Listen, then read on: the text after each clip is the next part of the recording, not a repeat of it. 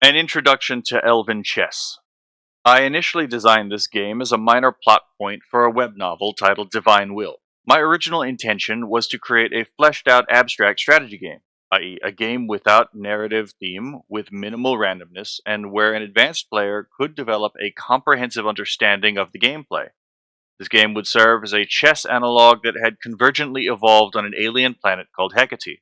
The concept was to design a game that visually encodes the movement and starting positions onto the board in an intelligible manner, and to build the rules from there. The colors were inspired by the Tool song Lateralis, which is why the primary colors are black, white, red, and yellow.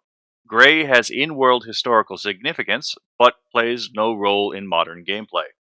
Regarding two of the pieces for which no pre existing analog was found, they were named after the Jian, the mythical one eyed bird with one wing from Chinese mythology, which could only fly after finding and pair bonding with its mate. This reflects their complementary opposition at the start of the game. The choice of the words char and ashen instead of black and white come from the history of these colors in the Indo-European languages. The English word black and the Spanish word blanco are cognates, descended from the same root word which referred to the color of that which had been burned. In the Germanic traditions, the word became associated with the color of charred matter, while the Romance languages associated the word with the color of ash.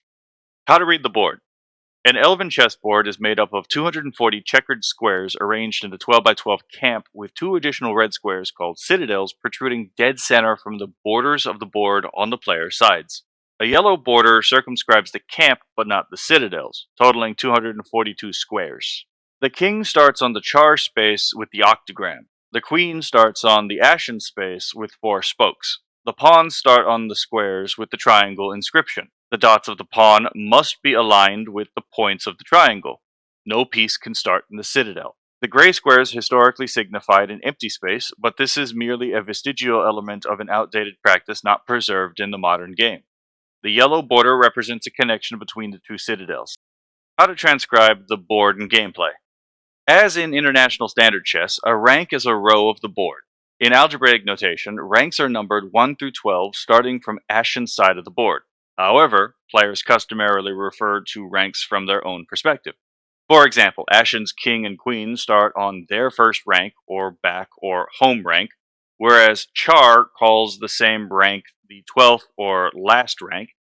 Ashen's 11th rank is Char's second, and so on. If neither perspective is given, Ashen's view is assumed. This relative reference to ranks was formalized in the older descriptive notation. Again, as in International Standard Chess, a file is a column of the chessboard. A specific file is named using its position in algebraic notation, A through L. Because of the variable positions of the pieces, descriptive notation is ineffectual. If no perspective is given, the Ashen citadel is annotated as F over G 0, while Char's citadel is annotated as F over G 13. How to read the pieces. The pieces encode their moveset on their face. The square hole in the center of the piece represents the square the piece currently occupies. The gray dots, or pips, around the square represent movement to an adjacent square in the corresponding direction. A line through from the central square to the edge of the piece represents the power to move any number of unobstructed squares corresponding to the direction of the line.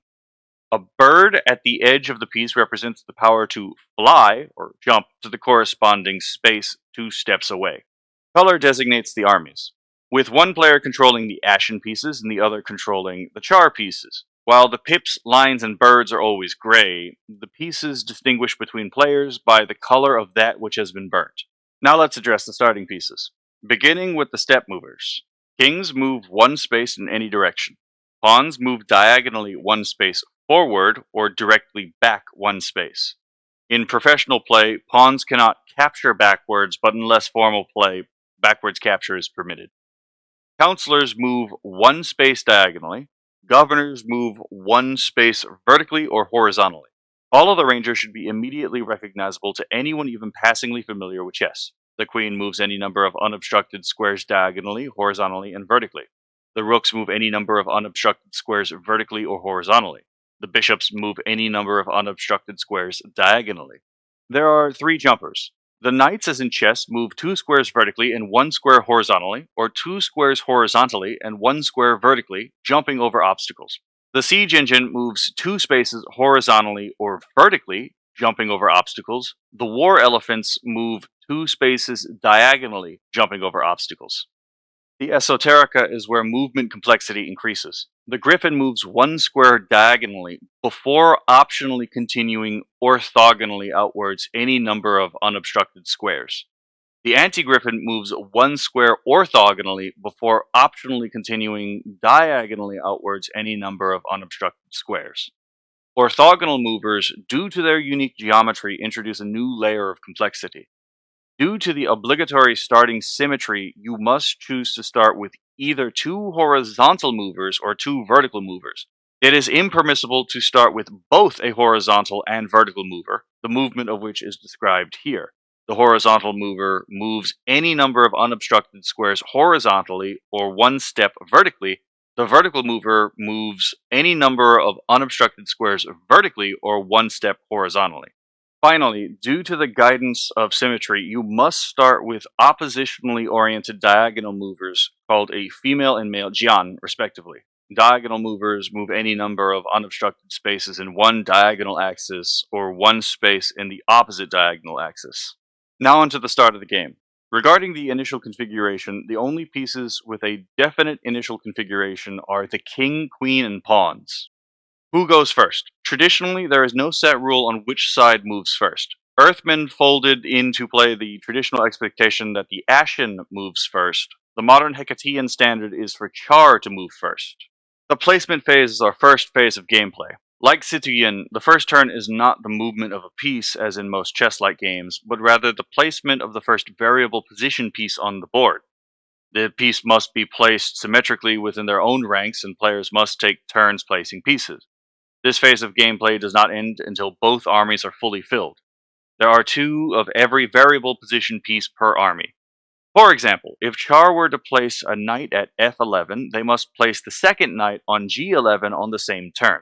If Ashen places a rook at a1, they must also place the second rook on l1 on the same turn. Nota bene, in pursuit of symmetry, the diagonal movers are the only pieces placed in such a manner as to be in an oppositional configuration. When you place the orthogonal movers, they must be either horizontal movers or vertical movers. For clarity, the 2 possible oppositional configurations for diagonal movers' initial placements are crossed formation or winged formation. The 2 possible initial configurations of the horizontal movers are rank configuration and file configuration. Once the placement phase is complete, the movement phase begins. This is where traditional chess-like gameplay with opening, middle game, and end game begins. There is no equivalent to en passant or castling in the game. There is already sufficient tactical and strategic complexity in the game as it is. Now let's cover the end of the game. Unlike most chess-like games, there are several conditions which can cause the game to end. Checkmate. If you can pin the enemy king into a position where there are no legal moves to evade capture, you win. King bearing. If you can capture every piece sans the king, you win. Stalemate. If you can force a stronger opponent into a stalemate, you win. Citadel capturing. If you can successfully move your king into the enemy citadel, you win. Regarding promotion. Pawns are promoted upon entering the enemy's pawn line, becoming either a sentry, forward aggressor, or an aide-de-camp, backwards aggressor, by flipping the piece over and choosing how to orient the piece. When a sentry or aide-de-camp enters the enemy citadel, they are promoted to a queen, knight, griffin, anti-griffin, or king. This is simply because under promotion is forbidden. The promoted piece remains in an enemy citadel during the enemy turn, during which time it may be captured and after which it is teleported to the player's own citadel. An adventitious or promoted king is identical in function to your principal king, and in order to checkmate an opponent with an adventitious king, you must either place both kings into mate or capture all but one, then checkmate the sole remaining king. Now let's introduce transformations. Certain pieces can be rotated to change their moveset at the cost of the player's turn. When a piece's moveset is changed as a result of a rotation, it is called a transformation. Pieces which are interchangeable through this mechanism are the horizontal and vertical mover, which are transformed by a 90-degree rotation, Male and female Jian, which are transformed by a 90-degree rotation, sentry and aide de camp, which are transformed by a 180-degree rotation, and one variant of the game allows the sentry and aide de camp to be rotated 90 degrees, but not 180 degrees in a single turn. Entering and exiting the citadel. Any piece can enter the citadel, but to do so, the piece must first occupy one of the two adjacent squares originally occupied by the royal couple. Pieces can still be captured within a citadel. Similarly, any piece which exits the citadel must move to one of the two adjacent squares before returning to its normal moveset. Now, this is the part most subject to change, and I would appreciate input from more experienced Zhangqi and Shogi players. In the event of a stalemate, points are calculated based on what pieces you've captured. In the event of relatively equal players, a stalemate is a draw. Under the Rose Pygmies rules, a stalemate between relatively equal players necessitates the calculation of points with the higher scoring player winning. In the event of an unbalanced skill set, the stalemate can result in a draw if the stronger player initiates the stalemate. If the weaker player initiates the stalemate, then the weaker player wins. To calculate points at the end of the game, pieces have the following values. Pawns are 1, kings are 5, governors are 3, counselors are 2, queens are 10, rooks are 8, bishops are 6, knights are 6, siege engines are 4, war elephants are 4, griffins are 8, anti-griffins are 7, orthogonal movers are 5, diagonal movers are 4, sentry and aide de camps are 4.